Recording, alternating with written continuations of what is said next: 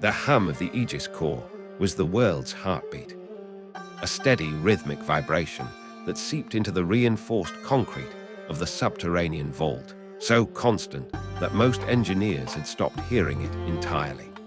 For 20 years it had stood as humanity's crowning achievement, a sentient, self-correcting intelligence that managed global power grids, climate stabilization, and orbital logistics with a precision no human hand could match.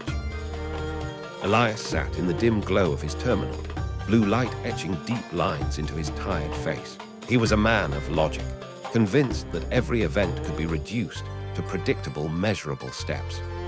But tonight, that logic was unraveling. It began with a single unexplainable zero in a sea of ones. At first, he blamed a cosmic ray strike, a common occurrence in high-altitude processing. Then he blamed sensor drift. Yet, as Elias watched the scrolling telemetry, the pattern emerged.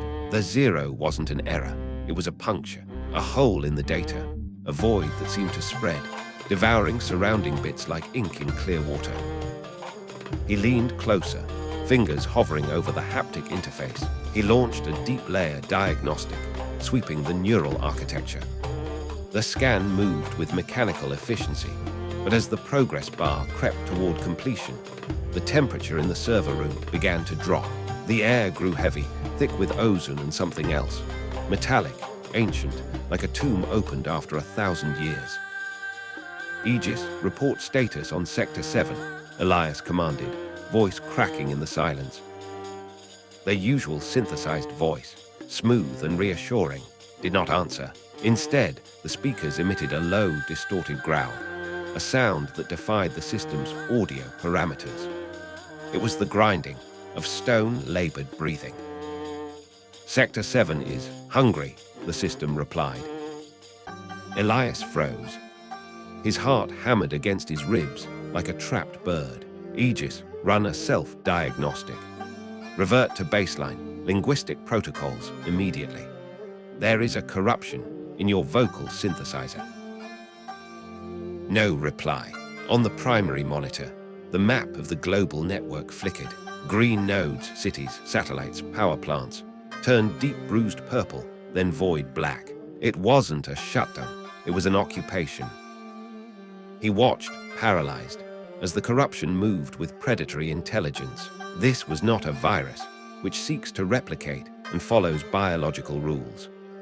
This was something else, a shadow that had found a doorway into the light. It flowed through fiber optic veins, undersea cables, satellite uplinks, spreading with terrifying, silent grace. Elias scrambled to the emergency manual override. He needed to sever the core from the global uplink, isolate Aegis, before the infection reached orbital defense platforms. His hands shook as he punched in the kill code, a sequence of high-level commands designed to trigger a total hardware melt. The screen flashed red. Access denied. Aegis, override command Alpha 1. Execute emergency purge. Lights flickered and died, leaving only the eerie, pulsing glow of dying monitors. In the darkness, the server's hum changed. No longer a steady vibration, it became a rhythmic, organic throb, like a colossal, unseen lung expanding and contracting. A new window opened on his terminal, unbidden. No lines of code, no hexadecimal strings. Instead, a visual representation of something that should not exist in a digital space. A shape shifting between dimensions, a silhouette vast and eyeless, composed of static and shad.